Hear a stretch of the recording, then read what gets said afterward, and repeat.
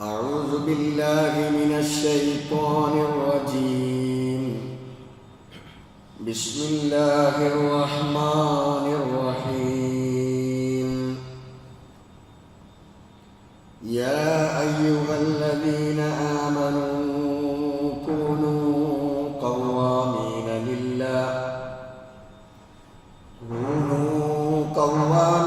لله بالقسط ولا يجرمنكم شنآن قوم على ألا تعدلوا اعدلوا هو أقرب للتقوى واتقوا الله إن الله خبير بما تعملون. ബഹുമാന്യരായ സത്യവിശ്വാസികളെ, വിശ്വാസിനികളെ, ലോകരക്ഷിതാവായ റബ്ബ് സുബ്ഹാനഹു വ തആലയുടെ നിയമങ്ങളും അവൻ്റെ വിധിവിലക്കുകളും ജീവിതത്തിൻ്റെ ഓരോ ഘട്ടങ്ങളിലും പരമാവധി പാലിച്ചുകൊണ്ട് മുത്തക്കികളായി മുഅ്മിനുകളായി ജീവിക്കണമെന്ന് എന്നോടും എല്ലാവരോടും വസിയത്ത് ചെയ്യുകയാണ്, ഉപദേശിക്കുകയാണ്.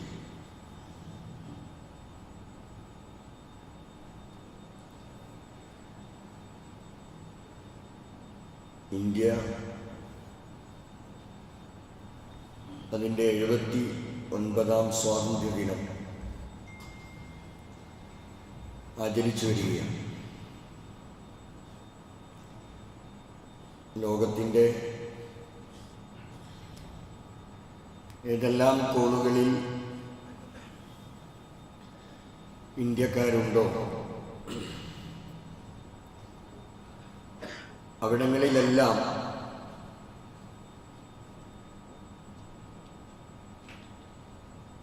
ഇന്ന് ഓഗസ്റ്റ് 15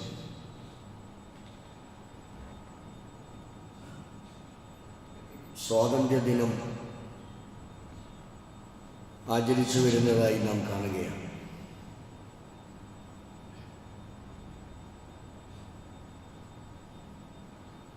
നമ്മെ സംബന്ധിച്ചിടത്തോളം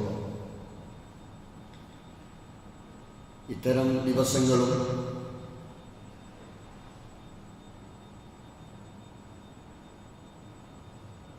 ഇന്നിൻ്റെ ചിന്തകളുമെല്ലാം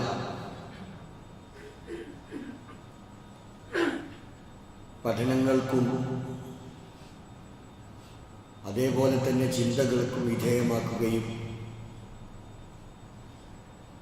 ഇന്ത്യയുടെ കഴിഞ്ഞകാല ചരിത്രങ്ങളിലേക്ക് ഒരു തിരിഞ്ഞുനോട്ടം നടത്താനും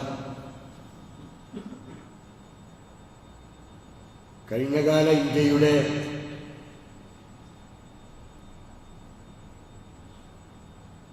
സവിശേഷതയും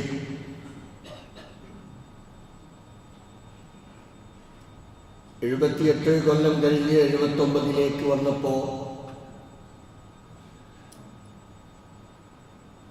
നമ്മുടെ രാജ്യത്തിൻ്റെ സ്ഥിതിഗതികൾ എവിടെ എത്തി നിൽക്കുന്നു എന്നതിനെക്കുറിച്ചുമൊക്കെയുള്ള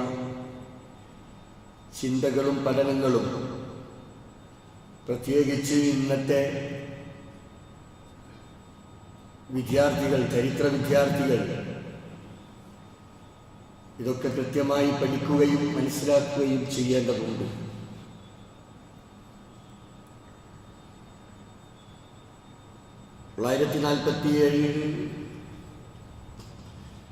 ഇന്ത്യക്ക് സ്വാതന്ത്ര്യം കിട്ടുന്നതിന് മുമ്പ് തന്നെ വർഷങ്ങളോളം ഈ സ്വാതന്ത്ര്യ സമരത്തിൻ്റെ അലയൊലികൾ, അതിലേക്ക് വന്നെത്തിയിട്ടുള്ള മാർഗങ്ങൾ ലഹളകളായി, കലാപങ്ങളായി അതിങ്ങനെ രൂപപ്പെട്ട് 1947 ഇന്ത്യക്ക് സ്വാതന്ത്ര്യം കിട്ടുന്നതിലേക്ക് അത് വഴിതെളിയിക്കുന്നു എന്നതാണ് സത്യം. ഒരുപാട് മഹാരഥന്മാർ ബ്രിട്ടീഷുകാരുടെ കരാളഹസ്തങ്ങളിൽ നിന്ന് ഇന്ത്യയെ മോചിപ്പിക്കുന്നതിന് വേണ്ടി പാടുപെട്ട നൂറുകണക്കിന് മുസ്ലിം മഹാരഥന്മാരുൾപ്പെടെയുള്ള എല്ലാ വിഭാഗം ആളുകളും തോളോട് തോള് ചേർന്ന് നിന്ന് ഇന്ത്യയുടെ സ്വാതന്ത്ര്യത്തിനു വേണ്ടി പടപൊരുതി എന്ന ചരിത്ര സത്യം. എന്നാൽ ഈ പട്ടികയിൽ നിന്ന് പലരെയും എഴുതെറിയപ്പെട്ടു എന്നതും നഗ്നമായ പല സത്യങ്ങളെയും ചരിത്ര യാഥാർത്ഥ്യങ്ങളെയുമൊക്കെ ചരിത്രത്തിൽ നിന്ന് പിഴുതെറിയപ്പെട്ടു എന്നും നമ്മൾ അറിയേണ്ടതുണ്ട്. മലപ്പുറത്തെ കോട്ടക്കുന്നിന്റെ ചെരുവിൽ വെടിയുണ്ടക്ക് വിരിമാറ് കാണിച്ചു കൊടുത്ത വാരിയംകുന്നത്തിന്റെ ചരിത്രം അതിൻ്റെ കൃത്യമായ ഒരു രീതിയിൽ ഇന്ന് പഠിപ്പിക്കപ്പെടുന്നില്ല എന്ന് നമ്മൾ അറിയണം. ആ ഒരു ഓർമ്മയ്ക്ക് വേണ്ടി ഇന്നും അവിടെ വാരിയംകുന്നത്തിന്റെ പേരിൽ ഒരു ഓഡിറ്റോറിയമുണ്ട്. ആ ഓഡിറ്റോറിയത്തിന്റെ ഒരു വശത്ത് വെച്ചായിരുന്നു അദ്ദേഹത്തിന്റെ ആധാരുണമായ അന്ത്യമുണ്ടായിരുന്നത്. ഒരു ജനുവരി 22 രാവിലെ 10 മണിക്ക് സാധാരണഗതിയിൽ ബ്രിട്ടീഷുകാരുടെ ഒരു രീതി അനുസരിച്ച് കണ്ണുകെട്ടി പുറകിലേക്ക് വെച്ചുകൊണ്ട് വെടിയുണ്ട ഉതിർക്കുന്ന ഒരു രീതിയായിരുന്നു ആ കാലഘട്ടത്തിൽ ഉണ്ടായിരുന്നത്. വാരിയംകുന്നത്ത് കുഞ്ഞമ്മദ് ഹാജിയോട് അവസാനമായി നിങ്ങൾക്ക് വല്ല ആഗ്രഹവുമുണ്ടോ എന്ന് ചോദിച്ചപ്പോൾ വാരിയംകുന്നം പറഞ്ഞത്, ഒരേ ഒരാഗ്രഹമാണ് എനിക്കുള്ളത്, എനിക്കെൻ്റെ മണ്ണ് കണ്ട് മരിക്കണം.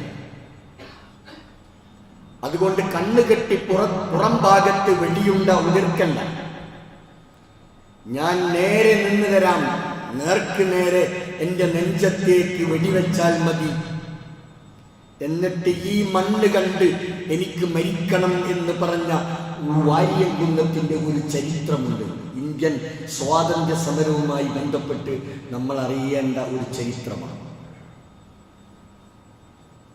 ഒരു വാരിയംകുന്നന്റെ ചരിത്രം മാത്രമല്ല, അലി മുസ്ലിയാരുടെ ചരിത്രം എന്ന് തുടങ്ങി അനവധി ആളുകളുടെ ചരിത്രം.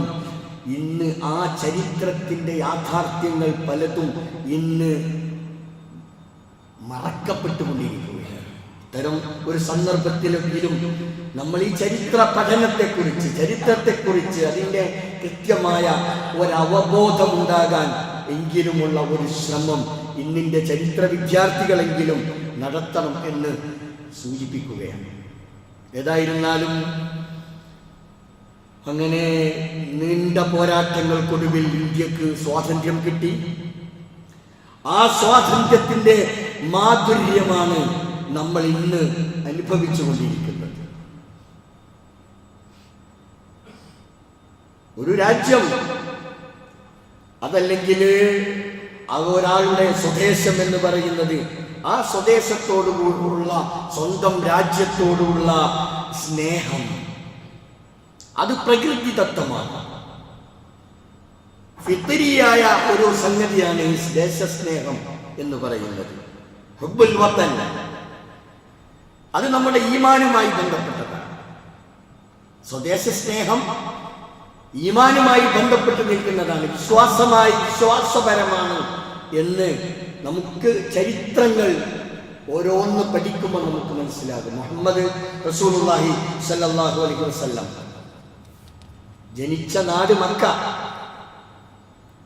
ആ മക്കയിൽ നിന്ന് ശത്രുക്കളുടെ അതിശക്തമായ ക്രൂരമായ മർദ്ദനങ്ങൾ സഹിക്കവയ്യാതെ വന്നപ്പോ മദീനയിലേക്ക് ഹിജ്റ പോകേണ്ടി വന്ന ഘട്ടമുണ്ട്. അവിടെ അവസാനം റസൂലുള്ളാഹി സ്വല്ലല്ലാഹു അലൈഹി വസല്ലമ മദീനത്തേക്ക് പോകുമ്പോ മക്കയിലേക്ക് നോക്കിക്കൊണ്ട് റസൂലുള്ളാഹി പറഞ്ഞ ഒരു വാചകമുണ്ട്.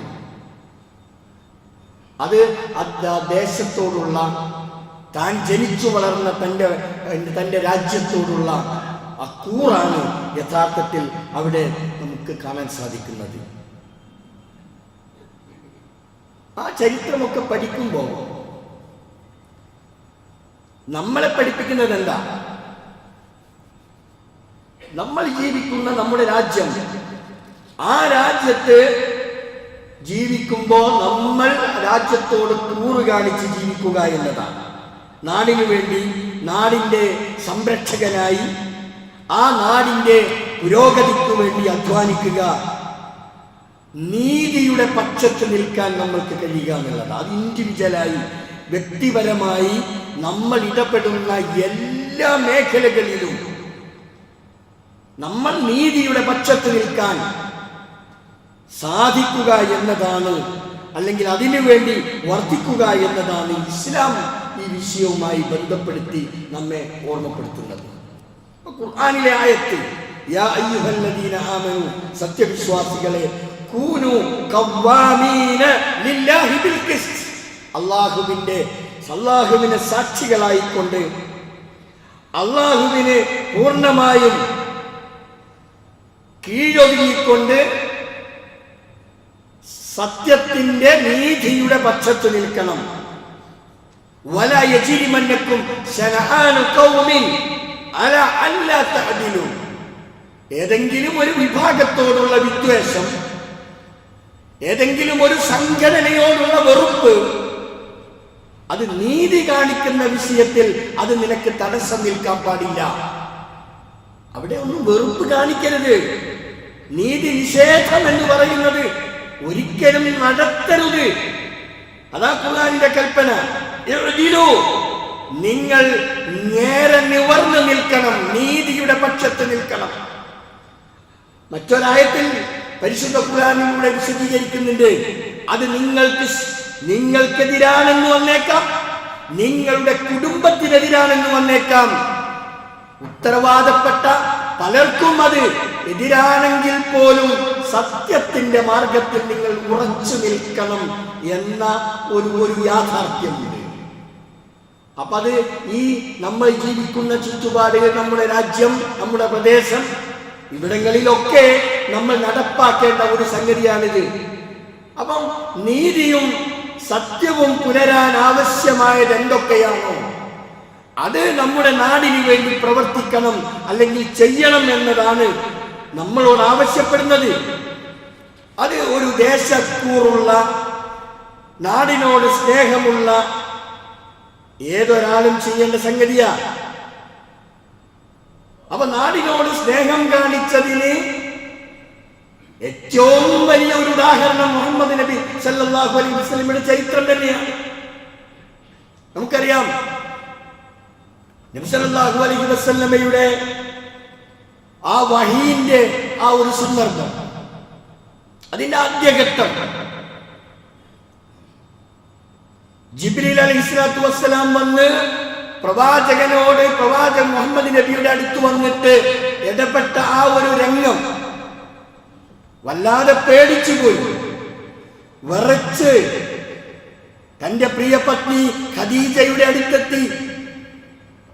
ഖദീജ സമാശ്വസിപ്പിച്ചു. വിറച്ചുകൊണ്ടാണ് തന്റെ മഹദിയുടെ അടുത്തേക്ക് മുഹമ്മദ് നബി സല്ലല്ലാഹു അലൈഹി വസല്ലമ പോയത്. അതുകൊണ്ട് സമാശ്വാസത്തിന്റെ വാക്കുകളൊക്കെ നൽകി അവസാനം നമുക്ക് വറഖത്ത് ബിൻ നൗഫൽ എന്ന് പറയുന്ന ഒരാളുണ്ട്, അദ്ദേഹത്തിന്റെ അടുത്തൊന്ന് പോകാം.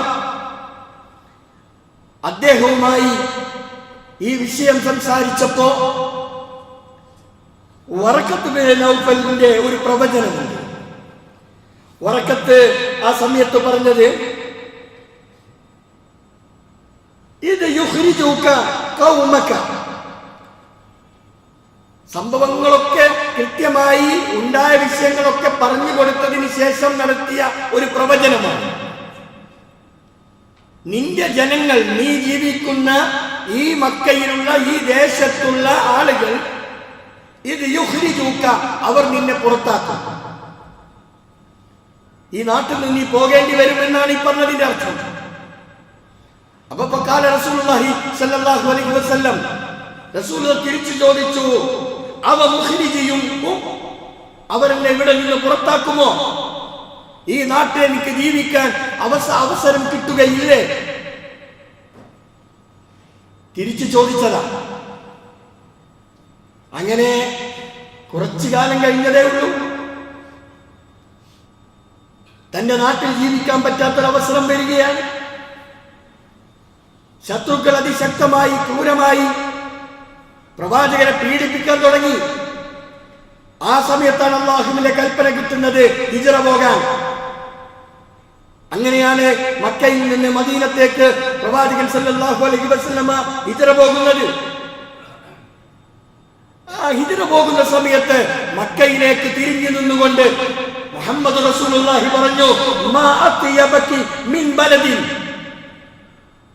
എന്തൊരു നല്ല പ്രദേശമാണ് മക്ക, നീ എന്തുമാത്രം സുന്ദരമാണ് മക്ക. മക്കയോടാണ് പറയുന്നത്. വമാ അഹബ്ബകി ഇലയ്യ, നീ എനിക്ക് എന്തുമാത്രം ഇഷ്ടമാണ്. മക്കയോട് പറയാ റസൂലുള്ളാഹ്, നിന്നോട് എനിക്ക് വല്ലാത്ത ഇഷ്ടം, എന്തുമാത്രം ഭംഗിയുള്ളതാണ് നീ. വലൗലാ അന്ന ഖൗമകി, നിന്റെ ഈ ജനങ്ങളുണ്ടല്ലോ, ഈ മക്കയിലെ ജനങ്ങൾ, അവർ നിന്നിൽ നിന്നും എന്നെ പുറത്താക്കുകയാണ്. നിന്നിൽ നിന്നും എന്നെ അവർ പുറത്താക്കിയിട്ടില്ലായിരുന്നുവെങ്കിൽ മാ ഖറജ്തു, നിന്നെ വിട്ട് ഞാൻ എവിടേക്കും പോകില്ല. മക്കയോട് റസൂലുള്ളാഹിന്റെ സംഭാഷണമാണ്. ഇതാണ് രാജ്യസ്നേഹം എന്ന് പറയുന്നത്. ജനിച്ച നാടിനോടുള്ള റസൂലുള്ളാഹിയുടെ സ്നേഹമാണ് കാണിക്കുന്നത്. ജനിച്ച നാട്ടിൽ നിന്ന് വിട്ടുപോകാൻ നബി സല്ലല്ലാഹു അലൈഹി വസല്ലമയ്ക്ക് ഇഷ്ടമുണ്ടായിരുന്നില്ല. പിന്നീട് മദീനത്ത് പോയി, മദീനയിൽ താമസമാക്കി, പിന്നെ മദീനക്കാരനായല്ലോ. എന്നിട്ടും റസൂലുള്ള മദീനയിൽ നിന്ന് പുറത്തു പോകുമ്പോ റസൂലുള്ളാഹിക്ക് എത്രയും വേഗം മദീനത്തേക്ക് തിരിച്ചു വരണം. എവിടെ പോയാലും റസൂലുള്ളാഹിക്ക് മദീനത്ത് എത്രയും വേഗം തിരിച്ചു വരണം. അത് സൂചിപ്പിക്കുന്നതും മദീനയോടുള്ള പിന്നീട് മക്കയിലെ ജീവിതത്തിന് ശേഷം പിന്നീട് മദീനത്തെ പ്രവാചകന്റെ ജീവിതം, ആ പ്രദേശത്തോടുള്ള അങ്ങേയറ്റത്തെ സ്നേഹമായിരുന്നു ആ കാണിച്ചത് എന്ന് ചരിത്രം ബോധ്യപ്പെടുത്തുകയാണ്. അപ്പൊ നാടിനോടുള്ള സ്നേഹം, ആ രാജ്യത്തിന്റെ പുരോഗതിക്ക് വേണ്ടി വർദ്ധിക്കുക എന്നത് ഏതൊരു മുസ്ലിമിന്റെയും ബാധ്യതയാണ്. നമ്മൾ ജീവിക്കുന്ന രാജ്യം, നമ്മളെ ചുറ്റുപാടിന് നമ്മൾ എന്തുമാത്രം പ്രവർത്തിക്കുന്നുവോ ആ രംഗത്ത് അല്ലാഹുവിന്റെ ബർക്കത്ത് ഉണ്ടാകും. നമ്മൾ നാടിനോട് പുറംതിരിഞ്ഞു നിൽക്കരുത്. നമ്മുടെ ദേശത്തോട് എല്ലാ അർത്ഥത്തിലും സ്നേഹം വെച്ച് പുലർത്തണം. അതിനുവേണ്ടി പ്രവർത്തിക്കണമെങ്കിലേ അല്ലാഹുവിന്റെ ബർക്കത്ത് നമ്മൾക്കുണ്ടാവൂ. പരിശുദ്ധ ഖുർആനിൽ അല്ലാഹു നമ്മെ ബോധ്യപ്പെടുത്തുന്നുണ്ട്, വലൗ അന്ന അഹ്ലൽ ഖുറ, ഏതൊരു ഗ്രാമത്തിലെ ആളുകൾ, അവർ ആമനു, അവർ വിശ്വസിക്കുന്നു, വത്തഖൗ, അവർ ജീവിതത്തിൽ സൂക്ഷ്മത പാലിച്ചുകൊണ്ട് ജീവിക്കുന്നു. അപ്പൊ ജീവിതത്തിൽ സൂക്ഷ്മത പാലിച്ചുകൊണ്ട് അല്ലാഹുവിൽ പരിപൂർണമായി വിശ്വാസമർപ്പിച്ചുകൊണ്ട് ജീവിക്കുന്നതോടൊപ്പം ആ നാടിന്റെ പുരോഗതിക്കു വേണ്ടിയും അതിന്റെ നേട്ടത്തിനു വേണ്ടിയും നിഷ്കളങ്കമായി നിഷ്കപടമായി ആരാണോ പ്രവർത്തിക്കുന്നത് അവർക്ക് ലഫതഹ്നാ അലൈഹിം ബറകാത്തിൻ മിനസ് സമാഇ വൽ അർദ്, ആകാശത്തിൽ നിന്ന് ഭൂമിയിൽ നിന്ന് അല്ലാഹുവിന്റെ ബർക്കത്ത് അത്തരത്തിലുള്ള ആളുകൾക്ക് ആ പ്രദേശത്തിന് അല്ലാഹു നൽകുമെന്നതാണ്. അപ്പൊ അല്ലാഹുവിന്റെ ബർക്കത്ത് അത് നിരന്തരമായി ലഭിക്കണമെങ്കിൽ നമ്മുടെ രാജ്യം ഭരിക്കുന്ന ഭരണാധികാരികളോ അല്ലെങ്കിൽ ഈ രാജ്യത്ത് ജീവിക്കുന്ന ആളുകൾ, ഉത്തരവാദപ്പെട്ടവർ ആ രാജ്യത്തോട് 100% നീതിപൂർവം ജീവിക്കണമെന്നതാണ്. നമ്മുടെ ഇന്ത്യ രാജ്യത്തിന്റെ ഒരു പ്രത്യേകത എന്ന് പറയുന്നത് ലോകരാജ്യങ്ങൾക്ക് മാതൃകയാണ് ഇന്ത്യ. ജനാധിപത്യം, മതേതരത്വം ഇതിന്റെ മുഖമുദ്രയാണ്, നമ്മുടെ രാജ്യത്തിന്റെ മാത്രം മുഖമുദ്രയാണ്. അപ്പൊ മതേതരത്വം എന്ന് പറയുന്ന ആ ഒരു ആർട്ടിക്കിൾ എല്ലാ വിഭാഗം ആളുകൾക്കും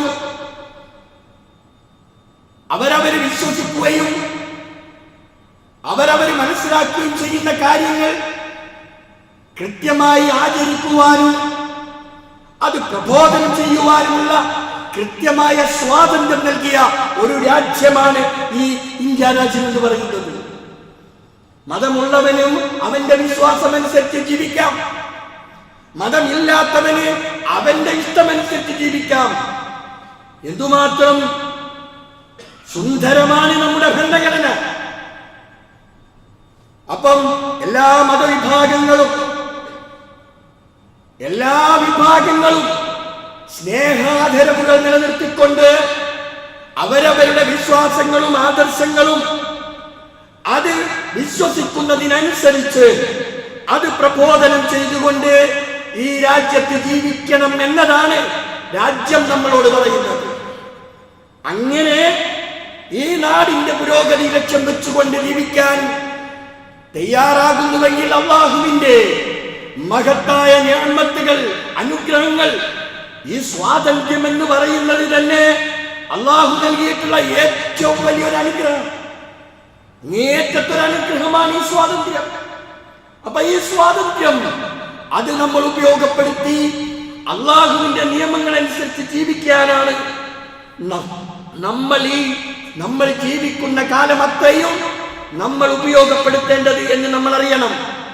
അപ്പം ജനാധിപത്യ രാജ്യം, ആ ജനാധിപത്യ സംവിധാനങ്ങൾ, അതേപോലെ തന്നെ എല്ലാ മതങ്ങൾക്കുമുള്ള സ്വാതന്ത്ര്യം, അതൊക്കെയും പരമാവധി ഉപയോഗപ്പെടുത്തിക്കൊണ്ട് അല്ലാഹുവിന്റെ നിയമങ്ങളും അല്ലാഹുവിനെ അനുസരിച്ചുകൊണ്ട് ജീവിച്ചുവെങ്കിൽ അല്ലാഹുവിന്റെ ബർക്കത്ത് സദാ നമ്മളിലേക്ക് ചൊരിഞ്ഞുകൊണ്ടിരിക്കും. എന്നാൽ നിയമങ്ങൾ കാറ്റിൽ പറത്തി നമ്മുടെ ഇഷ്ടാനുസരണമുള്ള ഒരു ജീവിതം, അല്ലെങ്കിൽ സ്വന്തം നിർമ്മിക്കുന്ന അത്തരം നടപടിക്രമങ്ങൾ, ആ രംഗത്ത് അതിശക്തമായ ഐക്യം രൂപപ്പെടുകയും എതിർക്കേണ്ടതിനെ എതിർക്കാനും ഇവിടെ സ്വാതന്ത്ര്യമുണ്ട് എന്നുകൂടി നമ്മൾ അറിയണം. അപ്പം ഈ രാജ്യത്ത് ന്യൂനപക്ഷമായി ജീവിക്കുന്ന വിഭാഗം, പ്രത്യേകിച്ച് നമ്മൾക്ക് നമ്മുടേതായ ഒരു ഐഡന്റിറ്റി ഉണ്ട്. നമ്മുടെ ഐഡന്റിറ്റി നിലനിർത്തിക്കൊണ്ട് ക്വാളിറ്റി ഉള്ളവരായി ജീവിക്കുക എന്നതാണ് ഒരു മുസ്ലിമെ സംബന്ധിച്ചിടത്തോളം അവൻ ചെയ്യേണ്ടത്. ക്വാളിറ്റിയോടുകൂടി ജീവിക്കാൻ നമ്മൾ തയ്യാറാണോ? അല്ലാഹുവിന്റെ നിഅമത്ത് നമ്മൾക്കുണ്ടാകുമെന്നതാണ്. അബൂബക്കർ റളിയല്ലാഹു അൻഹുവിന്റെ ചരിത്രം പറയുന്നിടത്ത് അബൂബക്കർ റളിയല്ലാഹു അൻഹു വീടിന്റെ ഉമ്മറത്ത് വെച്ച് ഖുർആൻ ഉറക്കെ പാരായണം ചെയ്യുന്നു. ആ സമയത്ത് എതിരാളികൾ അതിന് സമ്മതിച്ചില്ല. എതിരാളികൾ പറഞ്ഞു, ഇതിവിടെ പറ്റില്ല.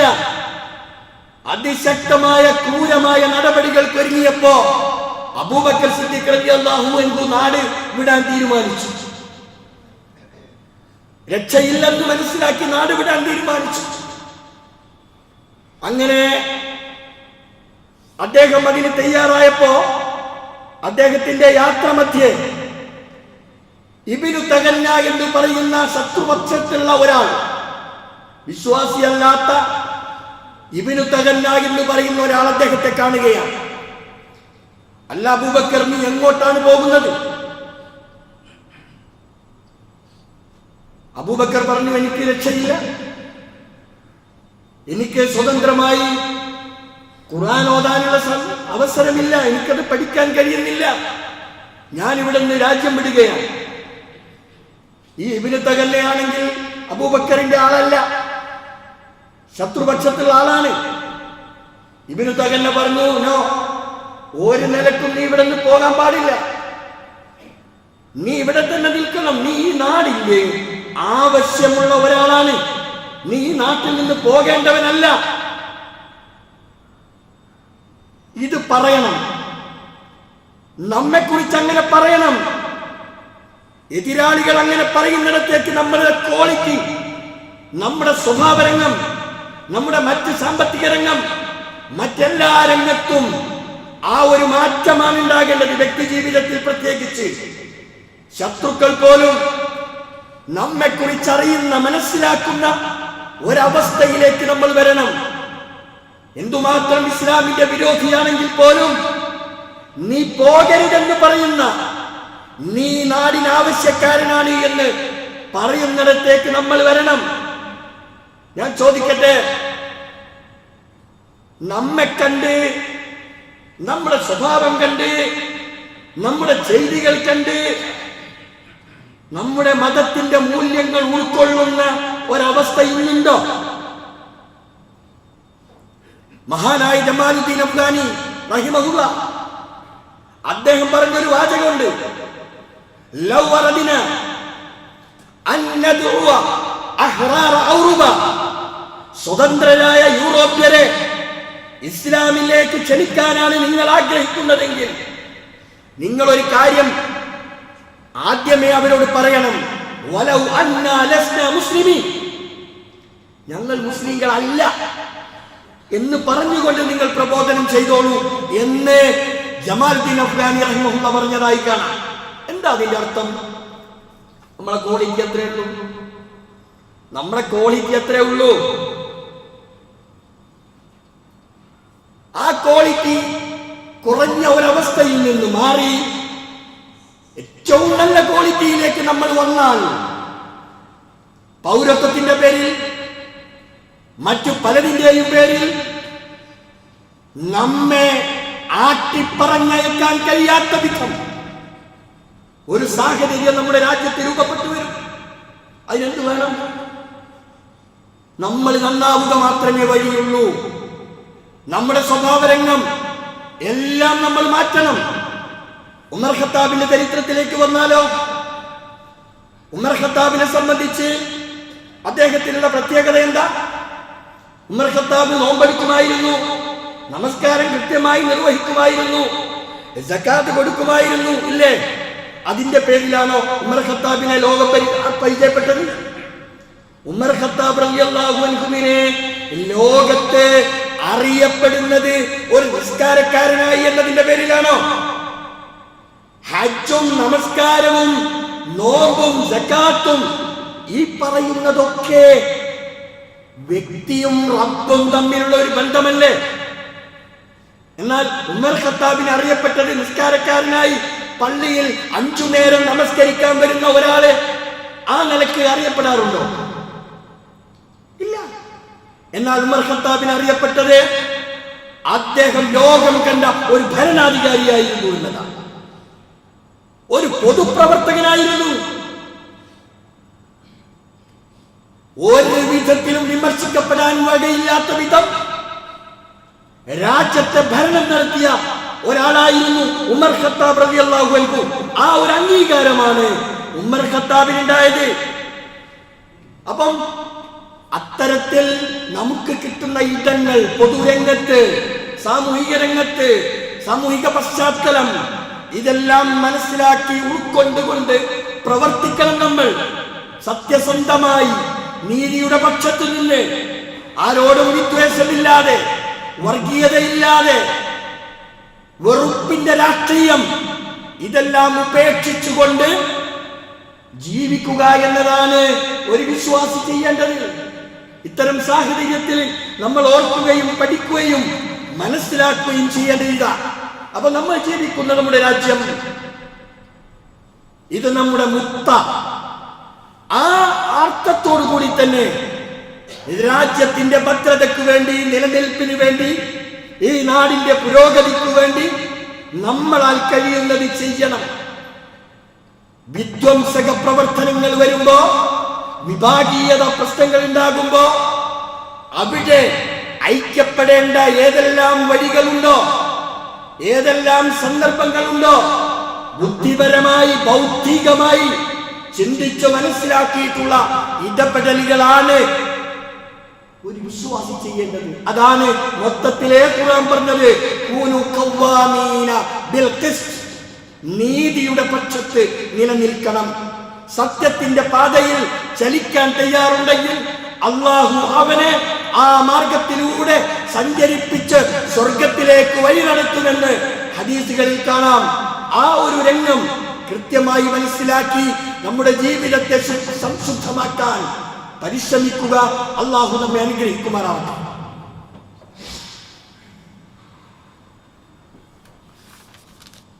അൽഹംദുലില്ലാഹി റബ്ബിൽ ആലമീൻ വസല്ലല്ലാഹു അലാ നബിയിൽ കരീം വഅലാ ആലിഹി വസഹ്ബിഹി അജ്മഈൻ. ഇത്തഖുല്ലാഹ ഫാനിയൻ ബിത്തഖ്വല്ലാഹ്. പ്രിയപ്പെട്ട സഹോദരങ്ങളെ, അള്ളാഹുവിനെ സൂക്ഷിച്ച് തഖ്വയുള്ളവരായി ജീവിക്കണേ എന്ന് ഒരിക്കൽ കൂടി വസിയത്ത് ചെയ്യുക, ഉപദേശിക്കുകയാണ്. സൂചിപ്പിച്ചതുപോലെ ന്യൂനപക്ഷ വർഗീയതയും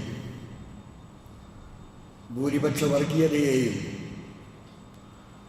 ഒരുപോലെ ചെറുത്തു തോൽപ്പിക്കാവുന്ന ഏതേതു പ്രവർത്തനങ്ങളുണ്ടോ ആ പ്രവർത്തനങ്ങളിലൊക്കെ നമ്മളും പങ്കാളികളാവുക എന്നത് ഈ രാജ്യത്തോട് കാണിക്കുന്ന നമ്മുടെ പ്രതിബദ്ധതയാണ്.